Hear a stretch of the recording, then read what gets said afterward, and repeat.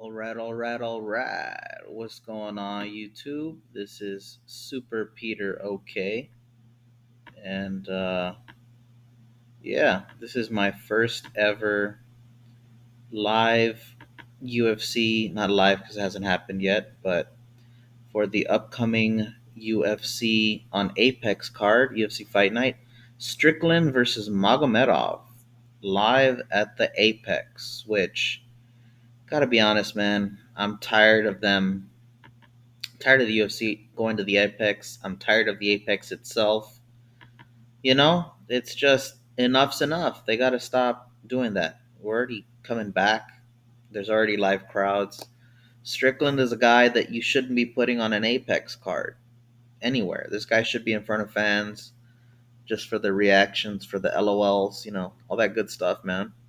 But let's get into it. This is going to be a pretty casual fight picks because a lot of these guys and gals, I've either heard the names or haven't seen them fight, or they're a bit younger, so I'm not super familiar with them.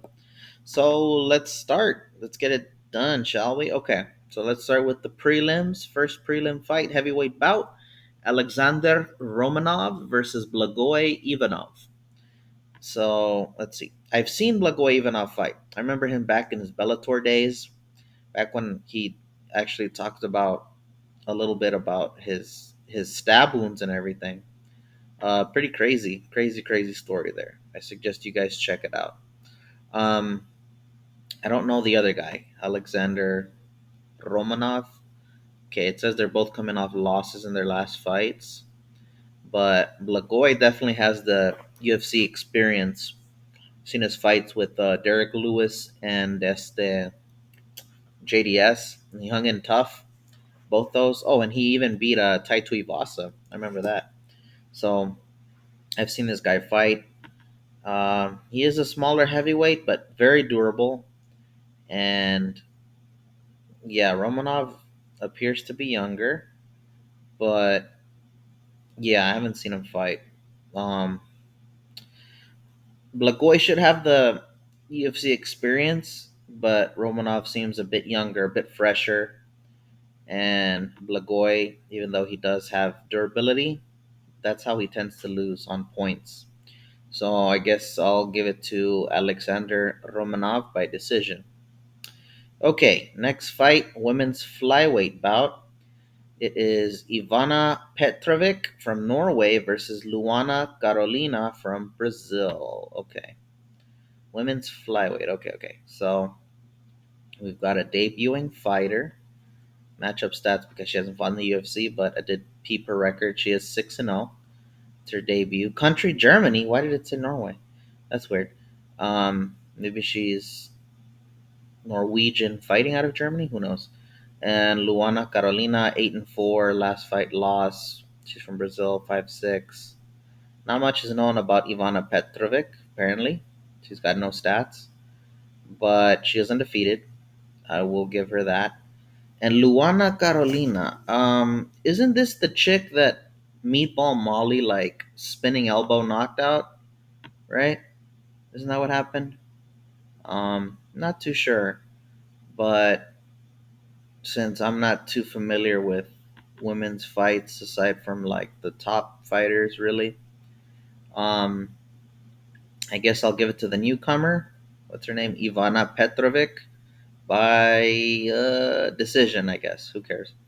Okay, lightweight bout: Guram Kutateladze. There you go. Versus Elvis Brenner from Brazil. So let's take a look. Gotta be honest, I don't think I've seen either guy fight, but I've heard the name Garam Ladze. His last fight was a loss. Elvis Brenner's last fight was a win. Georgia versus Brazil, 5'11", 5'10". Pretty even records wise. This is a tough one. But people, if Elvis wins, it's gonna be by submission. If Guram wins, it's gonna be by knockout. So, average fight time, they usually both go the distance. Okay, this is pretty cool. I didn't want to really rely on this, but I guess for some of these fighters, I'm gonna have to because I'm not too familiar. Dang, they're pretty even in a lot of these, except strikes landed per minute. Grappling, takedown defense, 77, 100%. Takedown accuracy, okay. Huh. So this is seems like a pick'em kind of fight. So I'm gonna go with Guram by decision. Okay, next up, women's featherweight. Okay, 145. Yana, not Kunitskaya, Santos versus Carol Rosa, Brazil. Russia versus Brazil. You know, I always said Yana Santos kind of looks like Charlotte Flair. She's the Charlotte Flair of the UFC. Obviously, that's a dumb take, but yeah. Okay, now it's not letting me check. Okay, that's fine. Because it's women's featherweight. I mean, division's dead. Amanda's retired. So really, what do you expect, right? I've never seen Caro Rosa fight. Never heard of her. Yana, seen her fight a few times. Not been really impressed, but she's got the UFC experience. Every time I've seen her fight, actually, she's lost. Irene Aldana, Cyborg. I've just seen her. I think I've only seen her fight those two ladies and lose both times. So she has the experience, but I'm gonna say Carol Rosa by decision. Screw it. Okay, next one. Men's featherweight. Joe Anderson Brito. Oh, I can't check anymore. Okay. Versus Weston Wilson. Gotta be honest again. Never heard of either guy. Well, maybe Joe Anderson Brito. Maybe I have. The tattoo looks familiar on his chest. I don't know. Maybe I have seen this guy. I'm gonna go with him by stoppage because yeah, I don't know. Next one. This is the main prelim. Interesting. Kevin Lee, the UFC return of everyone's favorite fighter, Kevin, Lee, versus a guy named Renat Fakhretdinov. Fakhretdinov. I'm probably butchering that. My bad. But okay, now it's working. Cool. Uh, okay. So Kevin Lee obviously is going to have the experience here, the UFC experience, UFC caliber experience. 18-7 versus 20 wins, one loss. Last fight was a loss. Are they? They're probably talking about his last UFC fight because didn't he beat Diego Sanchez in Eagle FC? I remember seeing that, and then one of Diego's first leg kicks actually messed up Lee's leg pretty badly. That's why he was out. So pretty wild. Uh, 5'10 versus 6 foot, 170, 171, 77-inch reach versus 74-inch reach. That's weird. So Kevin Lee's a bit shorter, but has a bit of a 3-inch reach advantage.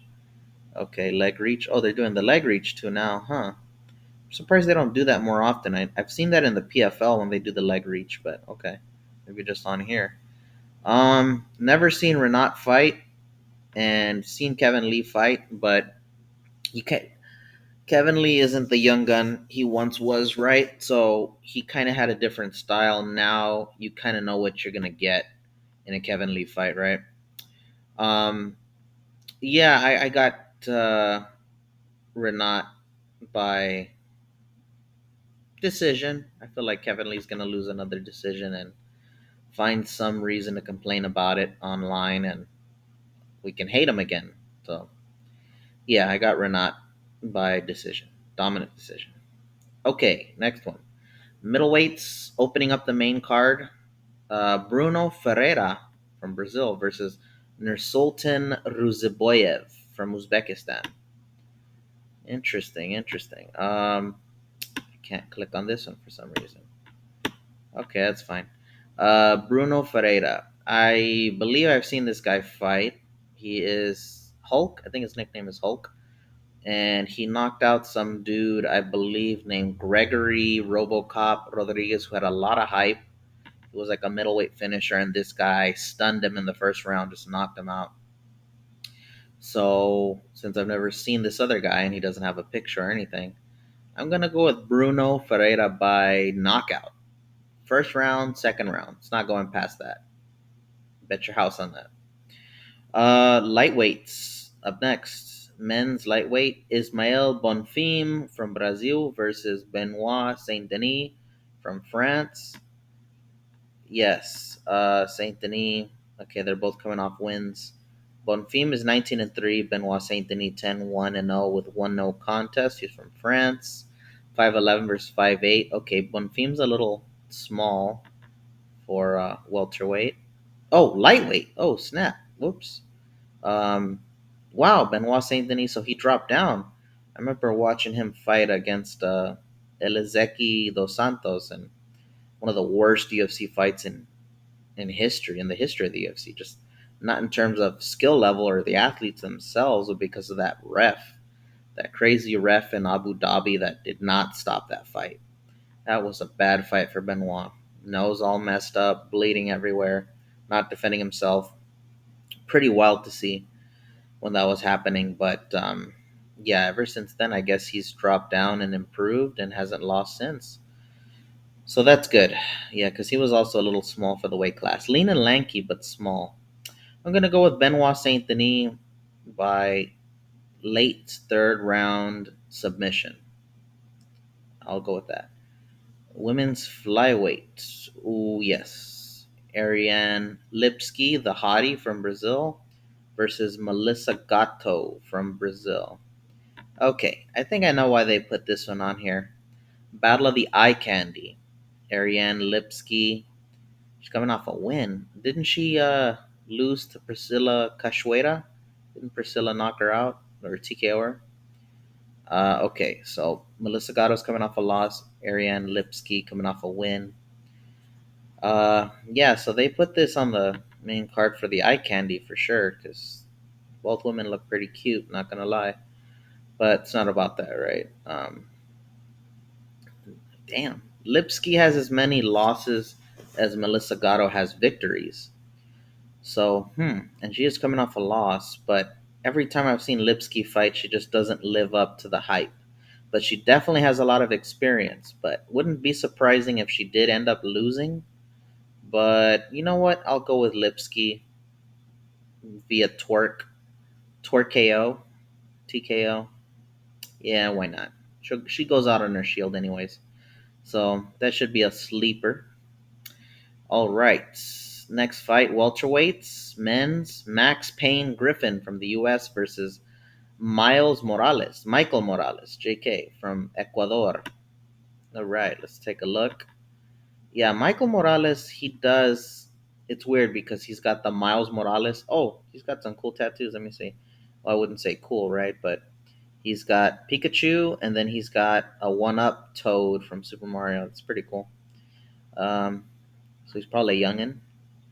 19-9 for Max Payne versus 14-0, both coming off wins. Max a little bit smaller, not by much. Oops, sorry guys. Max is a little bit smaller, but not by much.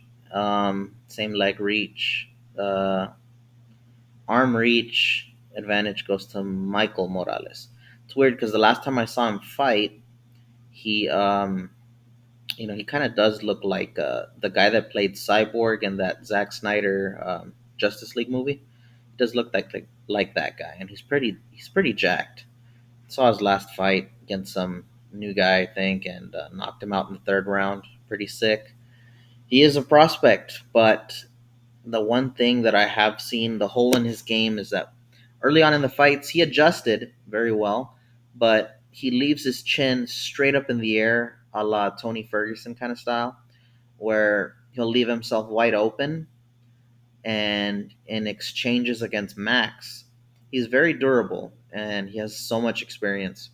And he has lost a few fights where the decision could have gone his way. I want to say like at least 4 or 5 fights like that. So don't let the record deceive you. He could easily have more wins and a few less losses. So very durable too. Been in there with Colby Covington and Mike Perry, wins and losses here and there. So um, I think he fought Neil Magny as well, if I'm not mistaken. But uh, Tim Means as well, I believe. So yeah, I mean he's got some good solid wins and very close decision losses as well. You know what? I'm gonna go with the prospect here, Michael Morales, only because he makes those adjustments. So does Max. He does make adjustments. He fights a lot smarter now, but it's gonna be hard to stop this guy. You're either gonna have to rock him to gain the respect, or just out wrestle him, out muscle him, and I don't know if Max can do that for 3 rounds. Although I do follow him on Instagram, and he's a fun follow. Uh, gonna go with my head here. My heart wants Max. My head says Michael Morales by dominant decision. All right, next up, co-main event, lightweight men's. Damir Ismagulov versus Grant Dawson. So this is Kazakhstan versus U.S. I don't know why Grant Dawson. He kind of looks like a UK fighter, doesn't he? Interesting, interesting. So Damir's coming off a loss. Grant's coming off a win. Russia versus U.S. 5-10, 5-10, 56, 57. Pretty even. So gotta be honest. I don't think I've ever seen either guy fight. But from what it looks like, Demir will either knock you out or decision you, and Grant is more likely to either sub you, and kinda maybe knock you out, TKO you. Strikes landed per minute, Demir's more active. Significant strikes, Grant's more throws more significant ones. Lands, sorry.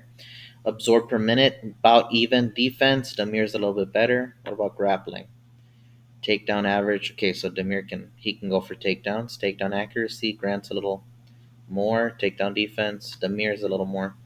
It seems to me like Demir is the safe pick here. I'm gonna go with Demir by decision, but I feel like Grant will make it a good fight.